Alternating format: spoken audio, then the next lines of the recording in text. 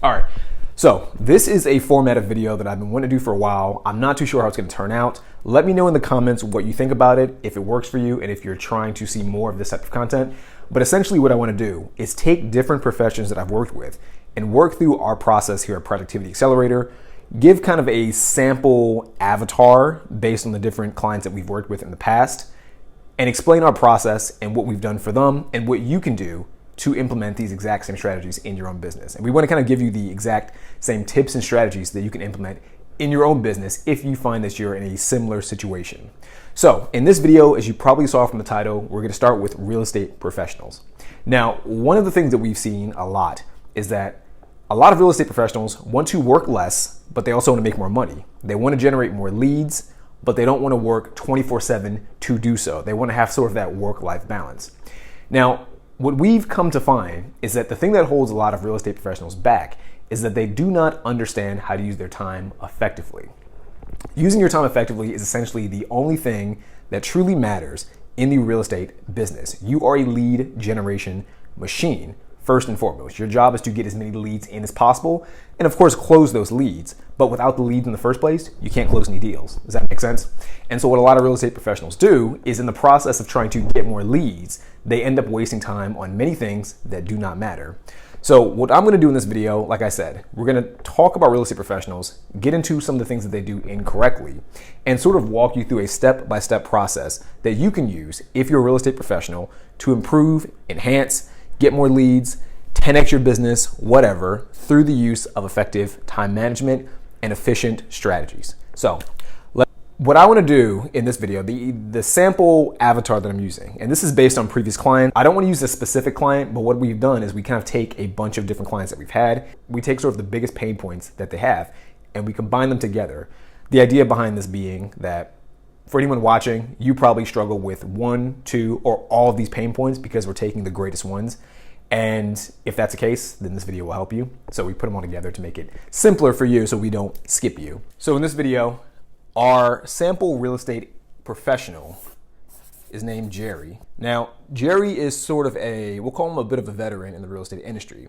He struggles to generate leads and create consistent business, but he's been doing this for quite some time. So he understands the buyer process. He understands the listing process. He understands what he should be doing once he gets the lead.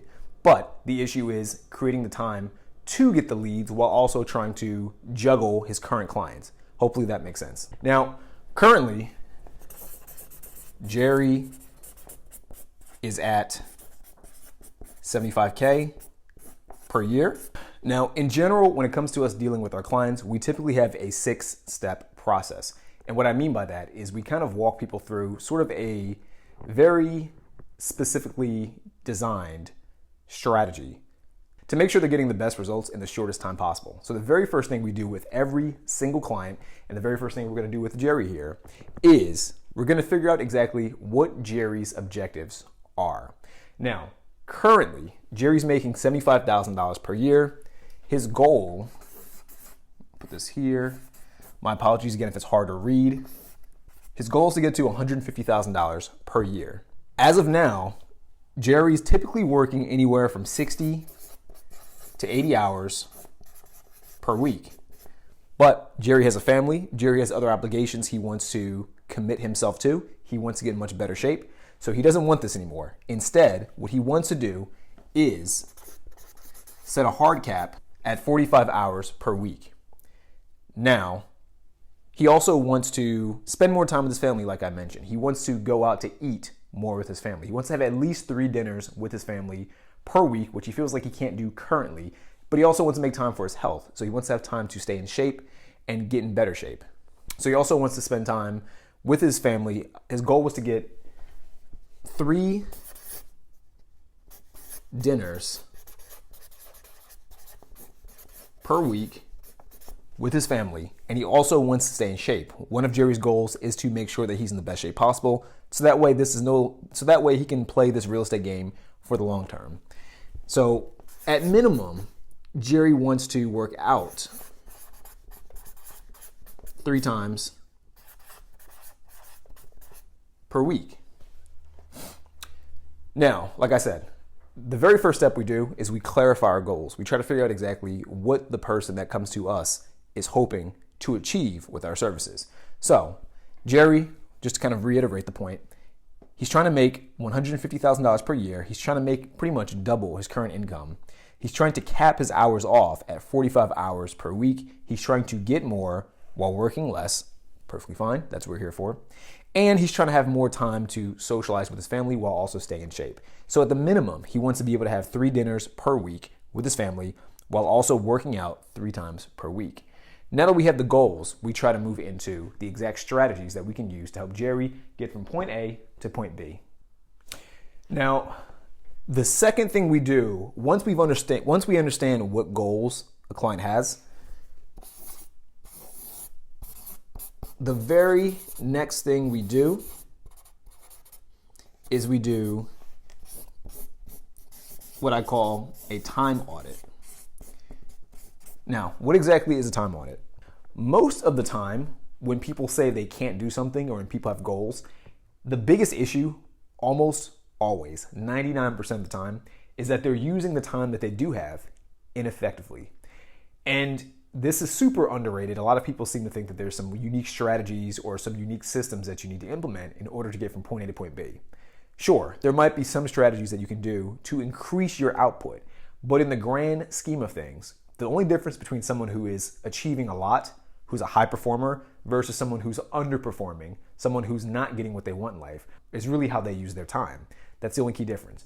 So what we do with this time audit is, and this is some homework that we give people. For people who don't do the homework, it's a surefire guarantee, like 100% of the time, if you do not do this, you're not going to succeed. You're not going to create any positive change in your life.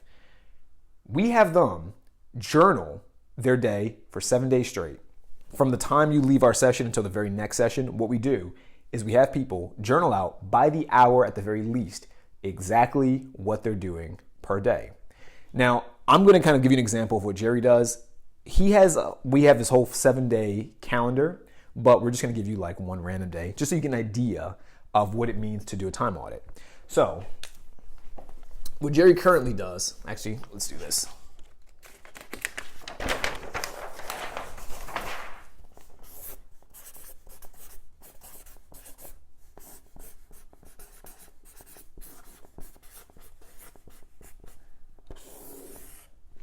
All right, so what Jerry currently does, let's just say it's a random Monday,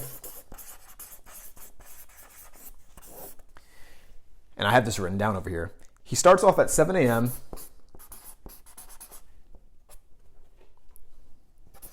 wakes up, grabs himself a cup of coffee,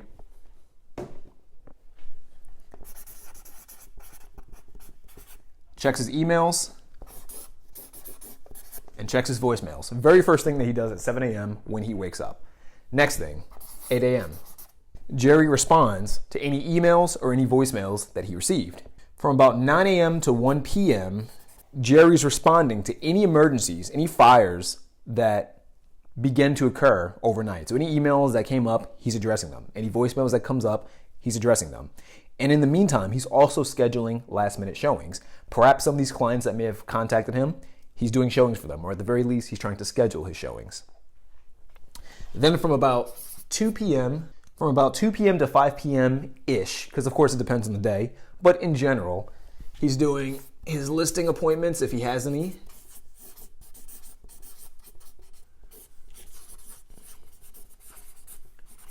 Or his buyer consultations if he has any. And then finally, from about 6 to 8 p.m., he's responding to the remaining emails. And basically anything that his clients are asking him to do, he's doing it during this time. Whatever he has not done in this time frame, this is kind of what he's doing down here. And again, this is sort of just a general idea of what Jerry does throughout the day. This is not a perfect example of his calendar. The time audit is assuming he kind of journals his day. So in a specific day, whatever day he journaled, this is kind of what he's doing. Now, as you can see already, this is not helping him reach his goals because currently he's making $75,000. This is the activity that'll keep him at $75,000. He's missing lead generation. And again, this is just one day. He might have lead generation on different days. Actually, what I'm going to do is in the video itself, we'll put graphics of Jerry's calendar for every single day of the week so you get an idea of exactly what he does. And I want to read a few just to kind of give you an idea of what he does throughout the day. It'll take a while for me to write it all, but we'll just read a few. Wednesday. In the morning, Jerry hits the snooze button a few times. He gets to work a bit late. He doesn't have a specific time that he gets to his brokerage. In the late morning, he's procrastinating. He tries to market himself on Instagram, but he finds himself constantly struggling by having that doom scroll session, kind of infinitely scrolling on Instagram instead of posting content. In the afternoon, if he has any showings, he's rushing to showings because he didn't adequately prepare for them and he didn't adequately mark them in his calendar. In the evening, he does not plan the next day. He's just responding to different emails and updating his CRM. Let's do another day. Thursday. In the morning, Jerry wakes up, he checks the real estate trends on Google, and he tries to look for different webinars and different content to help him grow his business. In the afternoon, he does different showings, but Jerry has a habit of not pre-qualifying his buyers. In the afternoon, he does whatever paperwork that he has for the day. And on this Thursday, it looks like in the evening, Jerry went to a dinner with some clients and went to an event afterwards for real estate agents. So this is kind of just an example of what Jerry does throughout the week. Of course, like I said, it's not a full 7-day week. We'll put that in the video as different graphics so you can see that. But this is just to give you an idea of how Jerry spends his time. And one of the major issues you may or may not have noticed is that Jerry's not spending much time on practices that will help him build his business. The goal for Jerry is to get to 150K.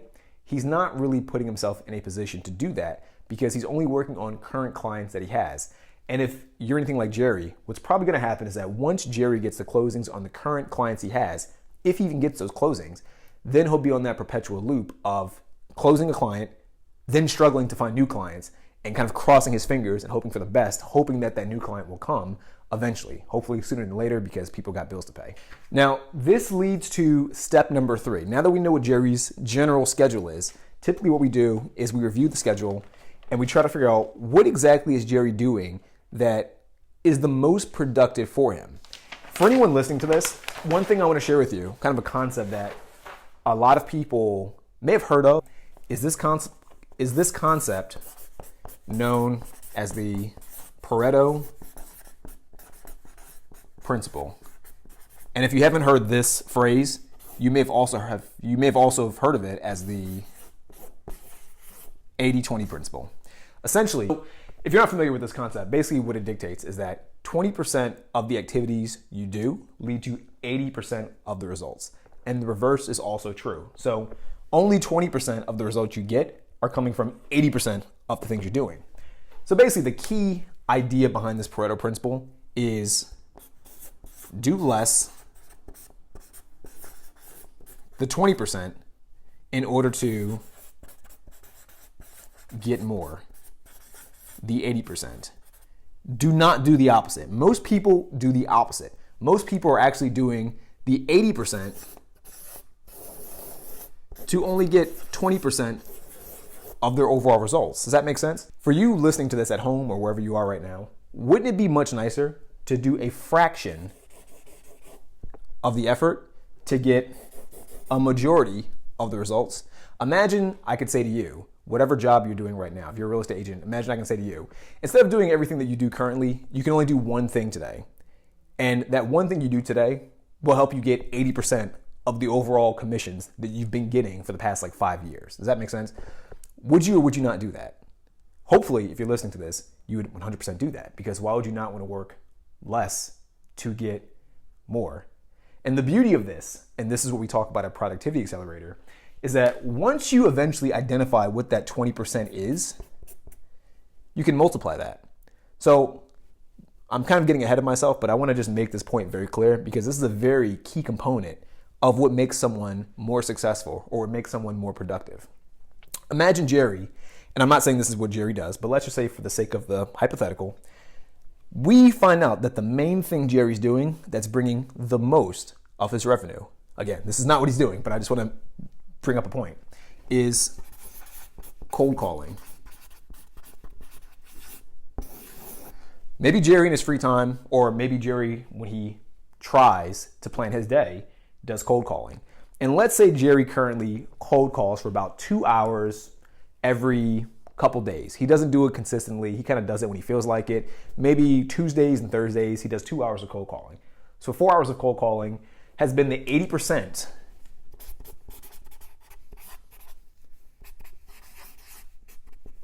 of his income. Now, I'm not going to do the math on this, but that's probably about what? Let's see. $75,000 divided by 80%. I would say, let's just say more or less, that's about $60,000. 4 hours is what leads to him getting $60,000. Now, the math becomes much simpler. How do we increase his income? If 4 hours is making about $60K, then let's just bump up the numbers. Does that make sense? If 4 hours produces $60K, then with reason, of course, 8 hours should bump him up to $120K. And this right here is how we help Jerry get to his $150,000 revenue goal. Now, again, I'm jumping ahead of myself a little bit, but I really want to make this point clear because a lot of people miss all of this. A lot of people understand these concepts, and there are nuances to actually applying this that we're going to get into in just a moment. But a lot of people understand this concept, but they don't actually apply it. They end up doing a lot of activity because they feel like doing more things equals more results. And that's usually the farthest from the truth. The whole idea behind productivity and the whole idea between actually being productive, getting more done, being successful is actually just taking away as much stuff as possible until you can reveal what's the most important thing to do. And once you identify that most important thing to do, you do basically just that. That's it. That's the key. So, getting ahead of myself, but want to make this point super clear. Now, the next thing we're going to talk about, kind of getting into step 3, we've done his time audit, we have his goals. Step 3 is what we call a time evaluation. Now, what exactly is a time evaluation? A lot of people do not understand the value of time. Time is one of those things, I've been saying this for years, time is one of those things that's a bit strange. Time is one of those things that's a bit strange because it's very abstract. You can't see time, so you don't value it quite the same. If I were to ask you right now to open up your checkings account, check how much is in your bank account, there's a number in there, hopefully. Hopefully it's a positive number. If someone were to take, let's say you check your transactions, and let's say you have, let's just make it easy, $1,000, and you found out that earlier today, someone took $100, you'd probably be pretty upset, right? You understand how much $100 is, and you understand how much $100 is relative to $1,000, the total amount in your bank account. I've seen a lot of people, they might even have, $10,000. And instead of someone taking $100, someone might just take $10. And guess what? They still get pissed off. Why is this? It's because we understand how much money is relative to the things around us. We understand what money can buy for us. We understand the value of money relative to the opportunities that it can present us. However, when it comes to time, this is not true. I used to be a real estate agent. I'm still a real estate consultant, but I don't work at a brokerage anymore. Technically, I don't do showings or listings. When I did though, what I used to see a lot is a lot of agents would come in, and instead of them doing any actual lead generation, what they would do is this. They'd yap. They come in and they start talking on the phone to random people who are not clients or who are not prospects. They'd come in, they'd talk to other agents about things that have nothing to do with real estate, that have nothing to do with growing their business, that have nothing to do with being overall more productive or achieving any goals. They simply come in and they yap. The issue with this is if you're someone like Jerry who's making, say, $75,000 per year, let's just make it 80 for simple numbers. The value of 1 hour of you yapping is about $40. So every time you have one of these hour-long conversations, if you're Jerry, it costs you $40. Now, I mentioned this before. Some people will have $1,000 in their account. They'll lose $100 or even $10. They'll get pissed. Most people, especially agents, they'll talk for an hour, 2 hours, 3 hours, 4 hours with people who do not help them generate any business, or people who do not help them increase their income or get close to their goals, whatever those goals may be. They do not get upset about this, but they will get upset about this. Now, my question for you is, does that make any sense? No, it does not, because we do math here, and $160 is more than $10, right?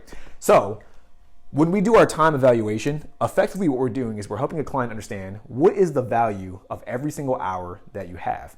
Because once you put a definitive objective value on every single hour you have, you're more able to kind of plan out your day more effectively. You're more able to kind of rationalize and make better decisions about where your time should be spent. Now, in Jerry's case, we've already established Jerry makes about $75,000 an hour. We've established that in general, we're going to round it up a little bit. That means that every single hour of Jerry's time is worth about $40. What I write it. It's worth about $40. Keep this math in mind. That means that every hour Jerry spends doing something, he should basically see it as him giving himself $40. Does that make sense? So once we've determined what a person's hourly income is, and some people, it's easier for others, it's easier for some people than others. If you're someone who, for example, is not in real estate, if you're someone who works doing a W-2, if you work a 9-to-5 job, then your hourly rate is more or less determined by what your boss set for you or what you agreed upon when you first got the job. If you work in sales, or if you're an entrepreneur, or if you're someone who freelances, or if you're someone whose income is not consistent because you have a 1099, for example, you have to do your own math. And the simplest way I recommend doing the math, if you're at home and you want to kind of work along plugging in your own numbers into this kind of equation, basically what I recommend is whatever your yearly income is, not projected, by the way, whatever your yearly income has been proven to be, take that amount, divide it by 2,000, and then you get your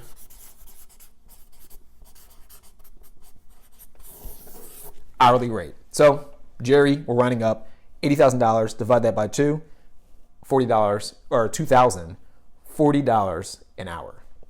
Hopefully that makes sense. Now, we know Jerry makes $40 an hour. Now we got to figure out, how do we maximize the value of that time? Because understand this, in order for you to be someone who goes from $80,000 per year to $150,000 per year, you can no longer do the activities that are equal to what you've been doing. You need to increase the value of every single hour. And the way you do this is by doing more valuable activities. Hopefully that makes sense.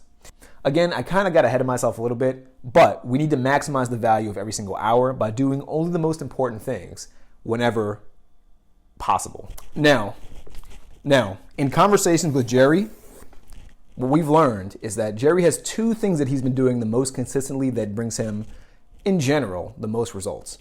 And the way we kind of determine this, for Jerry, for example, for a real estate professional, we'll say, out of all of the most recent closings you've had over this year, where have they come from? A lot of people don't actually know where their closings come from, or where their deals, or where their income comes from in general. So to Jerry, where do your leads come from? What's the origin of your leads? And Jerry has determined that his leads are coming from primarily 2 main places. First place, referrals. So the referrals are previous clients that have referred their friends to Jerry, or people that Jerry knows personally, so people in Jerry's sphere that are giving him leads, which turn into closings. That's the first place. The second place, social media, specifically Instagram. And why do I specify Instagram? I specify Instagram because there's a lot of social media platforms, as you might know. There's LinkedIn, there's Facebook, there's YouTube. I'm counting YouTube as social media. Instagram, Getter, there's plenty of different random social media channels. Instagram is where Jerry consistently gets leads from. He doesn't get them from Facebook. He doesn't get them from LinkedIn. He gets them from Instagram. The reason why we narrow these 2 down is because Jerry's only going to do these 2 things. He's not going to do cold calling. He's not going to do open houses. He's not going to do random lunches with some title company that says he may or may not get clients. He's not going to do any of that anymore in the foreseeable future. He's only going to do 2 things: referrals and Instagram. And for the sake of this video, and for the sake of kind of making this simplistic, let's just say that both of these bring in the exact same amount of leads. So Jerry had about 100 leads this year, both brought in 50, just to make the number simple. Once we've established what activities bring Jerry the most results, typically what I like to do is I like to tell clients, assume that these activities are worth a little bit more than what you're currently getting paid. So Jerry, his current income, $40 an hour. Let's say that both of these activities, for every hour that he does them, he's giving himself, let's just double it. Let's make it fun. Let's double it. He's giving himself $80 an hour every time he does one of these two activities for an hour. It doesn't need to be 80, no. But it just needs to be higher than whatever it is he's currently making now. That's the overall point of this. Now, once we've established how much these new activities are worth, and again, I want to reiterate this point. The reason why we're doing it this way is because if he can't see the value of his time, specifically these two activities, it's easy to dismiss them. It's easy to do the things that are simple or fun when you should be doing the things that are necessary. And I tend to find that that's what a lot of people do. A lot of people know that referrals or social media marketing is the thing that gets them business, but it's difficult or it's unpleasant or it requires a bit of effort, maybe scripting the content, maybe doing the reach outs to your referrals, or maybe getting gifts for your previous clients. For you agents out there, it's not fun.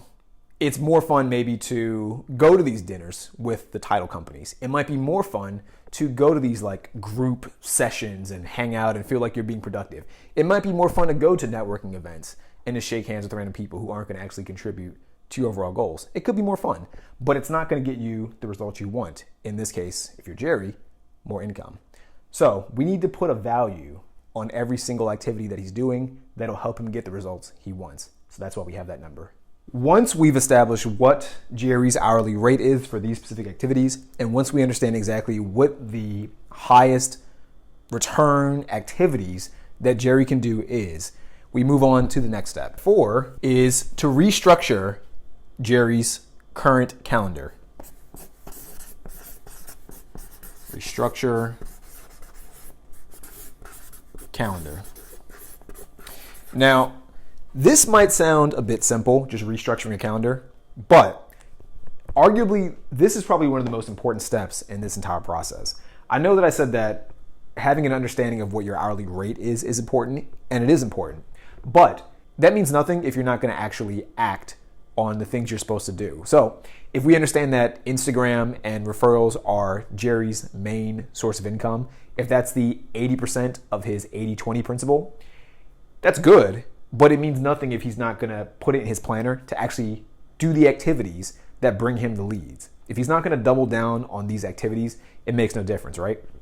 So what we do is we help you restructure your entire calendar. And in this case, we make sure that Jerry's getting in plenty of time every single week to work on the things that will get him to his goal of making $150,000 per year while working less, because that's one of the goals as well. He doesn't want to work harder, and he doesn't want to work the exact same amount. He still wants to work less. So I'm not going to put Jerry's.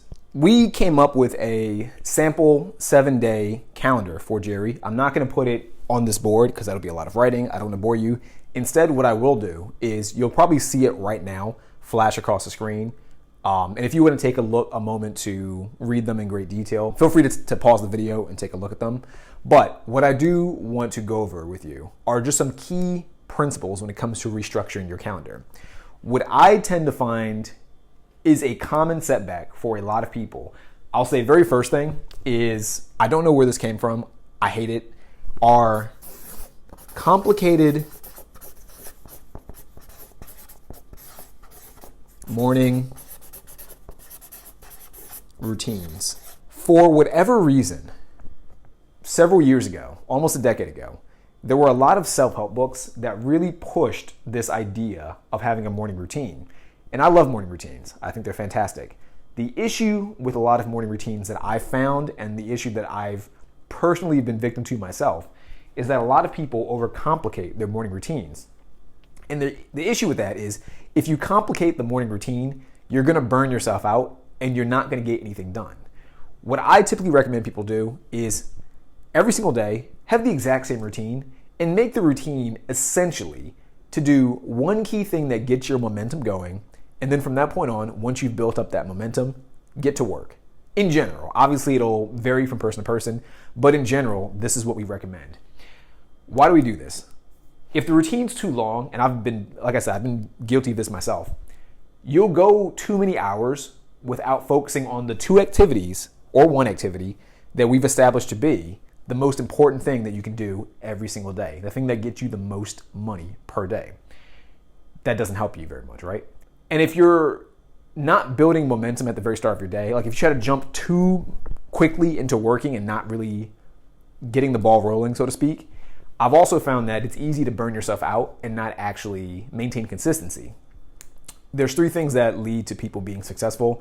I've mentioned this in other videos. Feel free to check those out. Real quick, just to kind of go over them. Grit, consistency, and iteration. Consistency is one of the biggest things we see people mess up on. A lot of people get happy about something. They start something brand new. They're excited. And they fall off after like a week or a couple weeks or a month. This will not lead you to the results that you want. You need to be consistent to achieve anything you want. This whole strategy is all perfectly fine. But if you do it for a week, it doesn't help you. You got to do it for at least a month, ideally 6 months, maybe a year, maybe several years. It takes time to get the things you want out of life. If you try to wake up in the morning and jump straight into working, you're going to burn yourself out most likely, for most people. Some people might be different. For a lot of people, they'll burn themselves out. They're not going to be happy. They're going to wake up just groggy, exhausted, just dreading the mornings, and it'll kill their consistency. So what I typically recommend, find something that's medium difficulty to do. Like if it's too easy to do, then it's not going to count. If you wake up in the morning and you say, oh, I want to start the day and build momentum by just waking up and, I don't know, watching YouTube. That's not a high difficulty activity. So even if you watch YouTube, it's not going to help you build momentum. Something better, like I said, something medium is wake up in the morning, go for a walk. Wake up in the morning, go exercise. Wake up in the morning and read a chapter of a book. Ideally, it's something that's still productive, that still helps you in your overall goals without being something that, ideally it's something that helps you achieve your goals in the grand scheme of things, has a specific, I guess, predetermined deadline. Like if you read a book, a chapter is a goal in itself. Reading a chapter is a goal. There's a certain time frame in which you are most likely going to do that. If your goal is to work out for an hour, you give yourself a time frame. If it's too vague, you can drift off. If you watch YouTube, for example, you might watch YouTube for 2 hours. That doesn't help you very much. It's not going to build momentum. Find something like that. That's a middle difficulty activity that builds momentum, hopefully contributes to your overall goals. And the whole idea behind this is it's supposed to make you feel accomplished from the very beginning of the day. Once you do that, you move on to the main thing, which is, in Jerry's case, whatever activities lead to him getting more referrals or whatever activities lead to him posting more content on social media. The second thing to understand when you're scheduling your calendar are the correct micro tasks. And what do I mean by micro tasks? When you're scheduling your day, it's not enough to say, oh, Instagram and referrals. Like typically what we recommend is every single hour, you should be blocking off space in your calendar to do the things that you need to do. They should come pretty much first in the day. Before, if you recall, Jerry's calendar used to be, he'd wake up and he'd address different client emails. He'd address the different voicemails or emails he received from clients or prospects. And that's okay. I don't really recommend that. Depends on the individual, depends on how many clients you have, depends on what you've established. And we'll kind of get into that in a second. But what I recommend doing is working on the main things that get the ball going. But this in itself is not enough. You got to be specific because you need to know every single day what it is you're going to do. Side note, what I typically recommend people do at the end of every single night, pull out your planner and just structure your entire day. Like script everything you want to do the following day. I tend to find that it's better at night because you can you're in that headspace where you're winding down and you're likely still in somewhat of a work mode, but the stakes aren't super high because the next day hasn't come yet. Like if you wait until the following day, what I found to be the issue with that is you might wake up at 6 or 7 or 8, whatever, and you're trying to figure out what you should be doing that day. And in the process of trying to figure out what you're doing that day, you're wasting time. And by the time you actually put something on in your planner, it's been like an hour or an hour and a half or 2 hours or whatever. And the things you put down might not even be the best possible tasks that you could have done that day. I think the day before is a bit better. You can kind of see your entire day a bit easier, in my personal opinion. But when it comes to the specifics, figure out what it is that led to social media being a thing that drove leads in Jerry's case. So maybe it's posting shorts or reels for Instagram. Cool. So the shorts and reels are the thing that bring him the most leads on Instagram. Now, what exactly does that mean? That means that he has to do video editing, video scripting, etc., etc., etc. Like, there's more steps that come into this whole idea of Instagram being the thing that gets him leads. Same with referrals. He's gotten referrals, but there's probably more stuff that goes into getting referrals. It could be client gifts, client dinners or lunches, whatever, etc., etc. You get the point. Make a list of the micro tasks that you have for the big things that really get the ball rolling, for the big things that really make sure that you move toward your overall goal. We call these big rocks at Productivity Accelerator.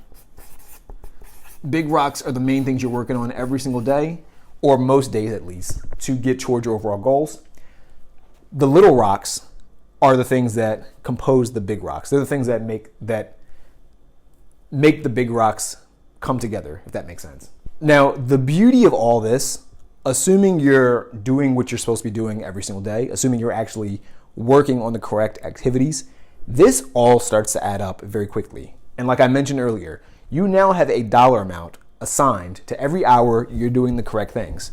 So, and I wrote this down because I didn't want to do the math in my head, but if you're doing exactly what you said you should be doing, then every single day, assuming you're Jerry and you make $80 every single hour, you're making $1,200 per day. If you do that 7 days a week, you're making $8,400 per week. You're making $1,200 per day, multiply that by 7 days, you're making $8,400 per week. Multiply that by the entire year, you're making about $400,800 per year. Has Jerry exceeded his goal? Absolutely. Is that actually what he's gonna make? Of course not. It's just an idea to make sure that you're doing the things you're supposed to be doing. And it kind of gives you this sense of, what's a good way to put this? Almost FOMO for not doing what you are supposed to be doing. I've told the story before on podcasts. There's a movie I watched a couple years ago. I can't remember the name of the movie, but it was starring Justin Timberlake. And the entire premise of the movie is that basically there's poor people and there's rich people. The poor people have no time at all. Like, literally above their head is like a counter for how much time they have, and they can see it all the time. And they're constantly running on days worth of time. And so what they do is they work all their lives to get more time. And the rich people, what they do is they never work. And instead what they do is they just kind of buy time from the poor people. Does that make sense? It's literally like money. Like, they're using other people's labor for the sake of their own wealth or profit, whatever. But in this case, it's time, because time's more valuable. I've always said that if people lived life that way, like if you could see time above your head, and if you ever spent like an hour watching Netflix, hour playing video games, an hour talking to someone about something that's not very important, if you could see in real time the money draining from your bank account, or if you can see the time that's being wasted in real time, I guarantee most people would stop doing that right away. They'd be so like traumatized. They're like, oh my God, I just spent like an hour talking to this dude about football, and I don't even play football. I'm not on the team. I don't get paid to talk about football. I'm not a commentator. This doesn't benefit me in any way. They'd probably stop talking about football because they'd be like, oh, I'm literally wasting money. Unless you enjoy it. Then if you enjoy it, it might be worth it. But, you know, that's a whole different story. The point is,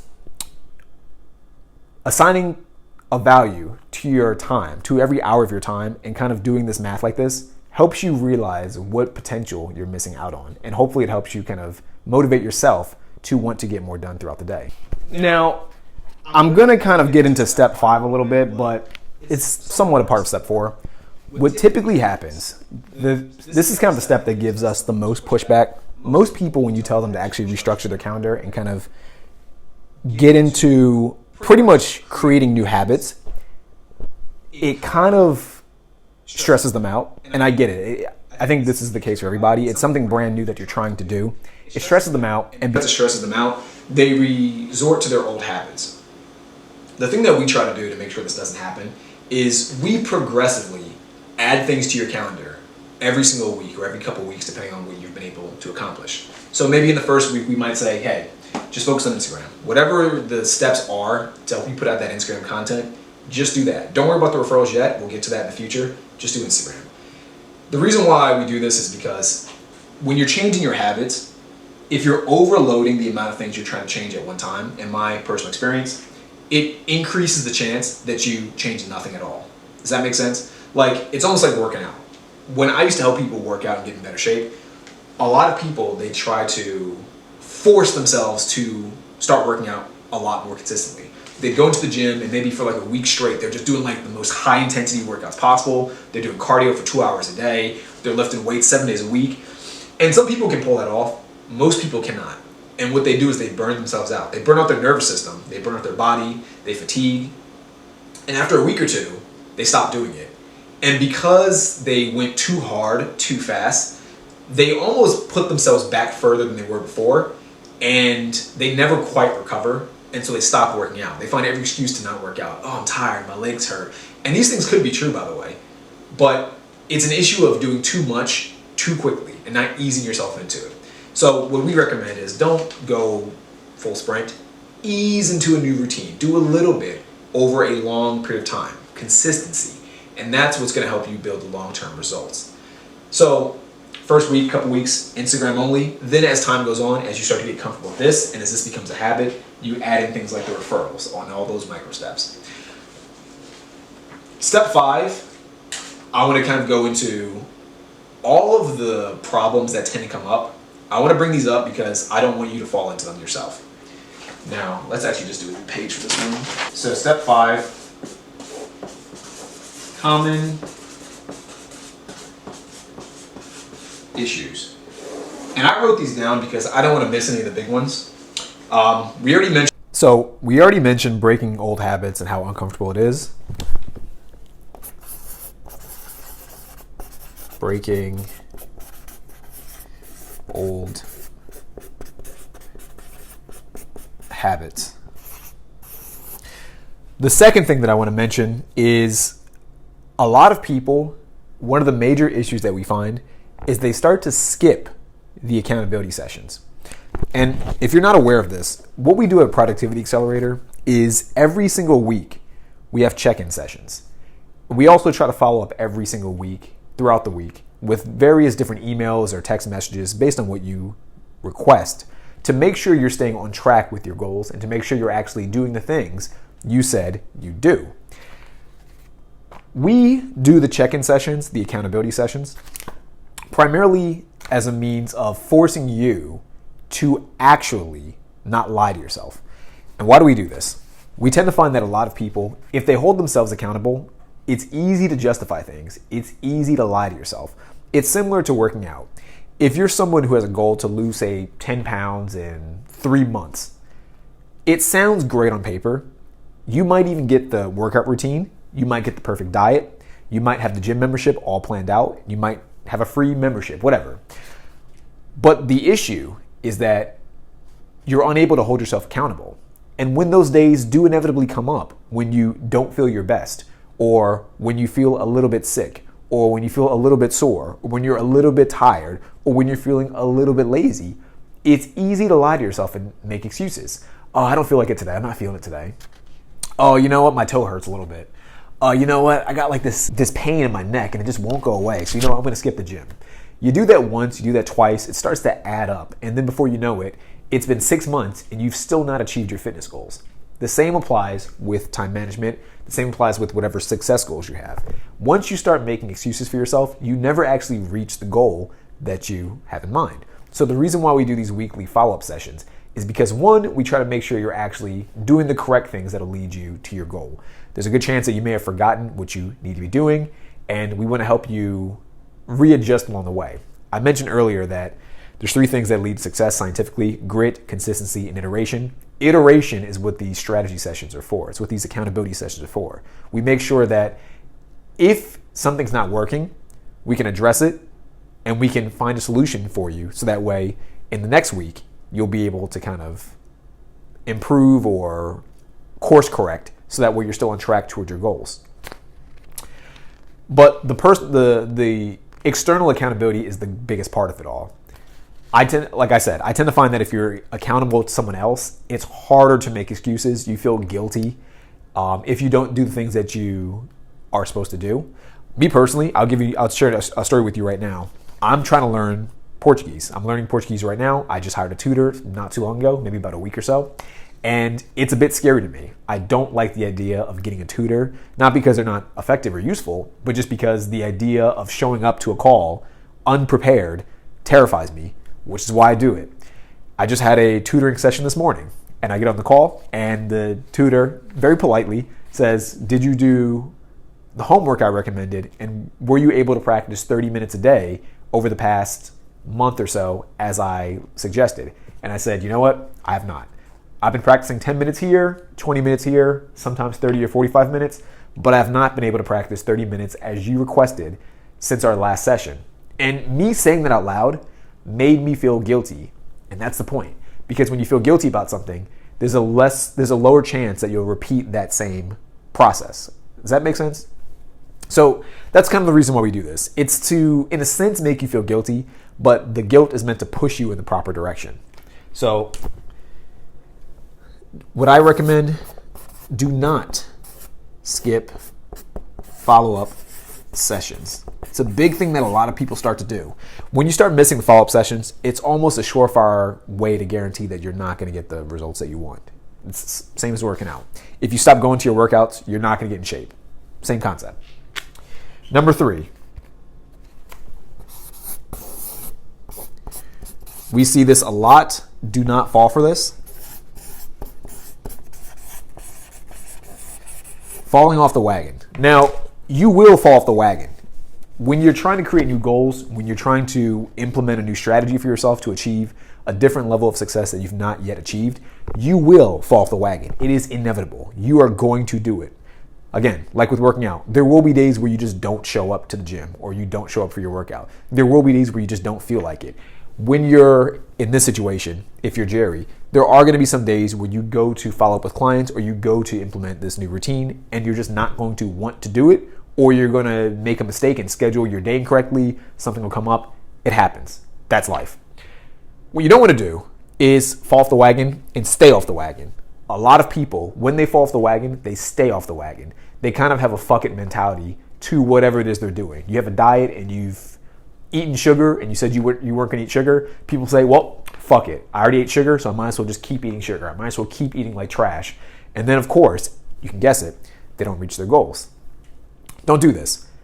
The moment you stop doing the things you need to do, that's perfectly fine. Just catch yourself doing it. And the follow-up sessions help with this. But you catch yourself doing it and you just try your best not to do it again. And it's going to happen again. It'll keep happening forever. This is the way life is. But the idea behind this is when you do fall off the wagon, you forgive yourself and you be honest with yourself and you get back on the wagon and you keep progressing. That's what it comes down to.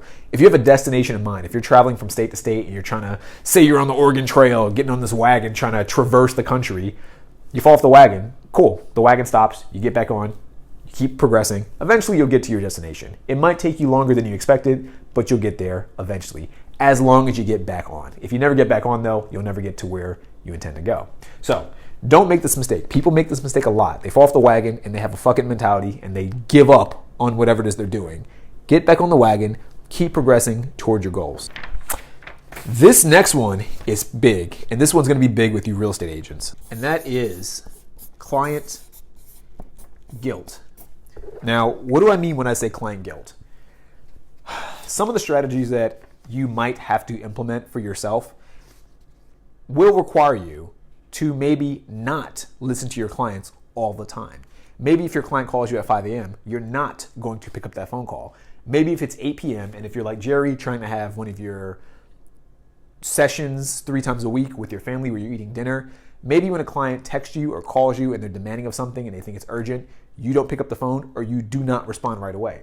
Some people will feel client guilt because of this, because you've kind of programmed yourself to believe that whatever the client wants is what the client gets, because you're afraid of losing out and losing on that commission. What I'm going to recommend to you is don't feel this, but instead set boundaries initially. That's the big thing. You need to set boundaries. What I recommend to real estate professionals that we have at Productivity Accelerator, when you do your initial listing agreement or when you do your initial listing presentation or when you do your buyer consultation, whatever it is, set boundaries on the front end. Let people, and if you're not a real estate professional and you stumbled upon this video, this applies to you as well. Let people know, I do not do things from this time to this time because I have other appointments, I have other engagements. I will do them from this time to this time. Set the standard up front. Set the expectations beforehand. In my own personal life, and people get mad at me for this, I don't take many phone calls. I don't take many meetings. I refuse. I just don't like doing them. I find them to be very unproductive. I find 99% of them to not help me progress in the direction I want to go in. So I don't do them. And people will get upset. Perhaps I'm working on something and someone might call me. And a lot of times what I do, if I even see the phone call in the first place, because usually I keep my phone away from me when I'm working, but if I do see the phone call, I'll hit ignore, or I'll send them a text saying, hey, working right now, give me a call back in like another time, or I'll schedule a call with you in like a day or so. People get mad because people have this belief that when I call you, you're obligated to answer. And I'm telling you right here, right now, you're not obligated to answer anyone's phone call under any circumstances if you do not want to do it and if it does not benefit you. I say that with absolute passion because it's completely true. I don't know where this programming came from, but it's something that I used to fall victim to. And I realized back when I was a real estate agent myself, people would call me about the dumbest things 24/7 and I never had time to get anything done for myself. It was completely unproductive to take every single phone call. And I feel like deep down, the reason why we do this, agents I'm referring to, people in general, but specifically agents, we believe that if we don't take a phone call or if we don't answer a text right away, it will cause the client to fire us and we'll lose deals. I have some solutions to this. One, if your client's willing to fire you over one missed phone call because you didn't respond right away, then they're probably not a good client and you probably weren't going to get a commission anyway, or it probably wouldn't have been worth it. It would have probably been a major headache and you probably could have been doing something else instead to get much better clients that would have been much easier to get commissions from. I'm not a fan of chasing every single dollar possible. I think some people, if they're a headache, they're not worth the stress and they should just be left behind. That's just my personal 2 cents, but everyone's different. Second thing, for every one client that's a headache, there are probably 5 to 10 clients you could have been getting that would have been like that, like simple commission, relatively simple commission. I don't want to go too deep into it. I had a client back in the past. This guy I worked with was this headache client. And we were looking for a property for him. He was super picky. The market was not a good market for him. And he wasn't doing the things I recommended he do when it came to getting a pre-approval correctly and all this extra stuff. He didn't do that. And he would also call or be super demanding and request that I show up to meetings or show up to certain properties without much time at all, like without much notice at all. And I would do it because I was a brand new agent and I was afraid of losing a deal. I thought, I have a client now. I have to keep this client under all circumstances. Long story short, it did not work out. Me and him ended on horrible terms and he ended up firing me. And I realized in hindsight that I think I spent maybe about 4 months with this guy for nothing. And I thought to myself, in the 4 months I spent wasting my time with that client, I could have just ignored him on the front end. One, he may have just went along with it because it's like, hey, I'm setting boundaries. Obey the boundaries or leave. He fired me anyway, so it wouldn't have made a difference. Me doing the things he wanted me to do led to me still getting fired. So I would have gotten fired earlier. It wouldn't have made a difference. It would have been better, actually.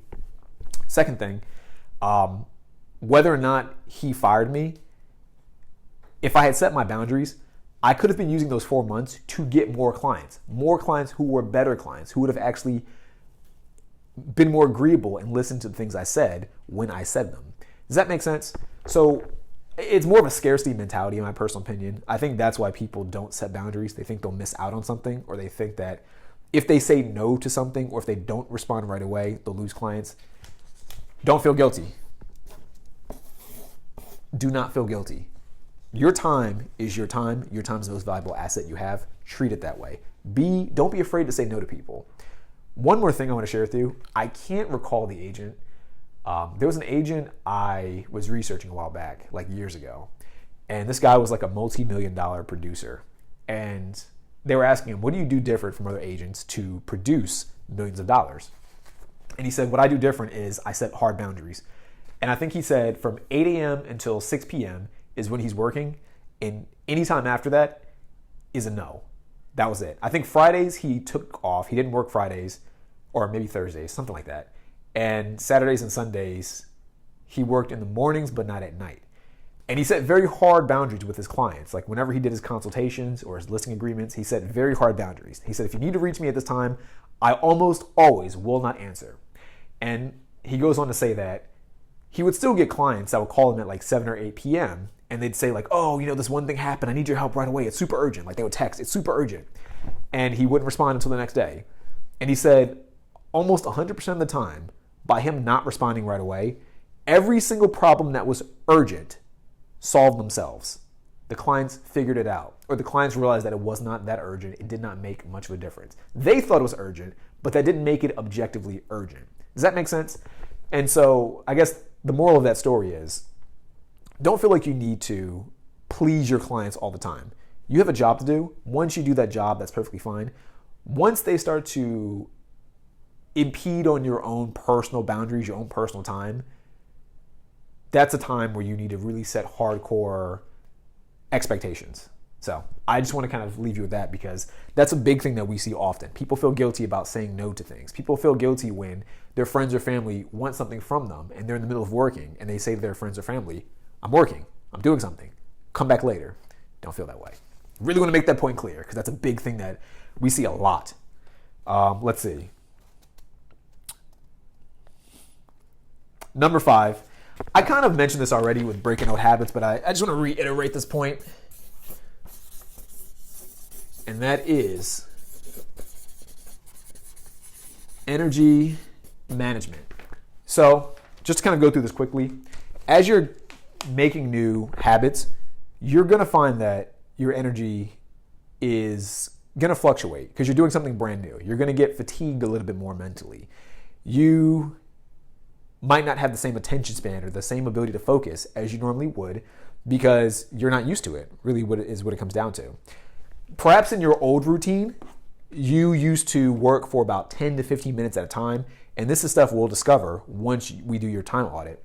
But perhaps you used to work 10 minutes at a time, 20 minutes at a time, get distracted, go on social media, send a text message, do whatever you're doing that wasn't the work, and then go back. And you're kind of bouncing back and forth between work and pleasure, work and pleasure, work and pleasure.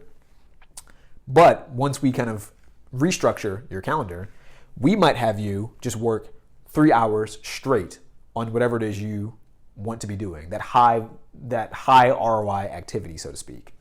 That might be difficult for you because you're not used to working 3 hours straight without distracting yourself. It's okay. That happens. It takes some getting used to. But once you get used to it, it will be beneficial for you. And it's around this time too, when people start to get into this energy management, that they fall off the wagon, like I mentioned. I don't want to beat a dead horse, but don't fall off the wagon. If you fall off the wagon, get back on, keep progressing. This is part of the routine. Much like when you're working out, you're not used to working out a certain way. When you first start doing bicep curls, for example, you might get super fatigued for the first week, maybe for the first month, maybe for the first 6 months. Whenever you do bicep curls, it makes you super fatigued. Guess what? The more you do it, the more you get used to it. If you're someone like me, you could do bicep curls super heavy 4 times a week, and it's not going to make you super fatigued. Why? Because your body's just more used to it, so it's harder to break down that muscle. Not to get into fitness talks, but it's the same concept when it comes to time management. So really wanted to make that point. And number 6, again, they're all kind of grouped together in a way. Number 6, just to be super blunt about it, shit happens. Sometimes you have a plan, and sometimes something comes up that is super urgent that you do need to take care of right away that you didn't plan for, and you can't do much about. It happens. Cool. If it does happen, don't fall off the wagon. Get back on the wagon. Keep doing what you're supposed to be doing. Keep following the new routine that we've designated for you, or that we've all helped designate with you together. Sometimes you might have an issue where you're supposed to be creating content. Let's say, for example, if you're Jerry, for Instagram.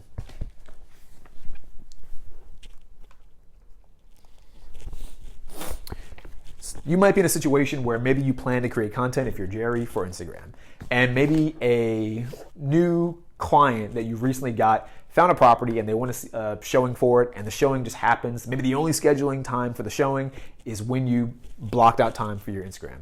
That's perfectly fine. Shit happens. Just go do the showing and close the deal and then come back to it. The goal is to still close deals, so that's perfectly fine. But do not stress yourself out when your entire daily plan doesn't turn out the way you intended it to turn out. That's a part of life. No matter how good of a plan you make, there's always going to be stuff that pops up that's going to derail you. There's always going to be some friend that wants to talk to you a little bit longer than you anticipated. There's always going to be something that will distract you longer than you intended. There's going to be a family member that wants your attention longer than you planned on them getting your attention. Stuff happens. You'll hit traffic. Stuff happens. Let it happen. Forgive yourself. Forgive the situation. Get back on the wagon. So really want to reiterate these points, because these are the big things that we tend to see people fail on. Like, people get to these steps once they reach step 5 and it starts to go downhill. So I really want to make sure that you do not fall into this group of people that derail progress. So this is why I'm sharing this with you. Now we're going to move on to the final step. Step 6, scale. Now, step 6 is a little bit more of that reiteration phase that I mentioned earlier. Once you start to get a handle on your schedule, once you start to find that things are working well for you, for example, if you're Jerry, you're creating more content, you're doing those little steps that lead to you getting more referrals from previous clients or from your sphere of influence, whatever that may be, then it is time for you to scale. Now, how exactly do you scale? You scale by, and this is kind of us getting into that territory of Jerry working less while still getting more done. You scale by implementing different tools or different resources that help you get the same level of activity or more activity for less effort. And this will all depend on what exactly you're trying to do. But these probably the two simplest things that I can recommend that I'm going to suggest to you right now is, number one, technology. A lot of agents do not implement technology nearly as well as they should. If you're an agent that has a lead magnet, if you don't know what a lead magnet is, don't worry about it right now. If you do know what it is, if you have a lead magnet and you're not using technology to create a funnel from it, or if you're writing to your clients manually, or if you're setting up things manually, find tools that'll help you do the opposite of that.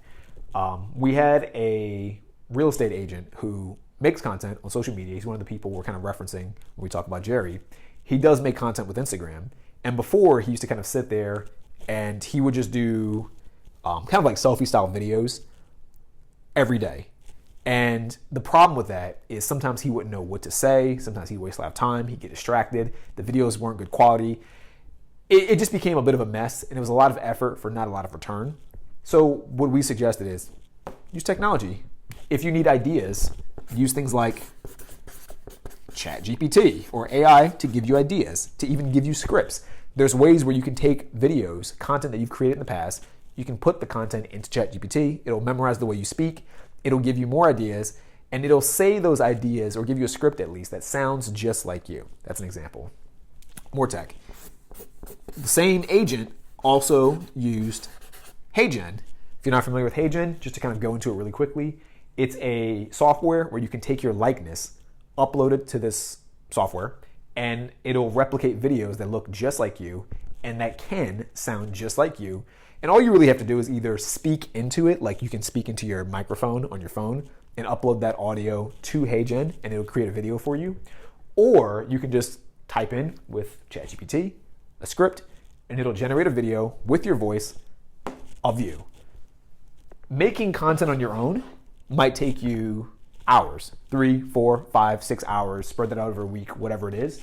You typing in stuff on HeyGen or ChatGPT might take you 1 hour. And then you can even further refine that by using automation software to do this consistently, so that way you barely put in any effort and all you're doing is checking in on things, which leaves you more time to serve your clients or whatever it is you want to do. That's an example. Second thing, VAs/team. What do I mean by this? A lot of agents do things all on their own, and that can be good initially when you're first starting. What we found is that using things like virtual assistants, that's what VAs stand for, or creating a team might help you get more results faster with less effort on your part. Instead of you doing certain listings, for example, like you putting the listings on your MLS, it might be easier to hire someone who's skilled to do it for you. You tell them, hey, Sarah, can you put this listing with this description on the MLS? They might do it for you. Maybe you have a contract that you have to review. They might do it for you. Maybe you have to set up appointments. They might do it for you. Hopefully you understand the point that I'm making. There are other people that you can hire at a very good cost, by the way. Some VAs are like $6 an hour, $7 an hour. They'll do the work for you. Why do I mention $6, $7 an hour? What's the importance of this? We've already established what your time is worth. If you're Jerry and let's say, for example, let's say you're publishing content, or not even use that example.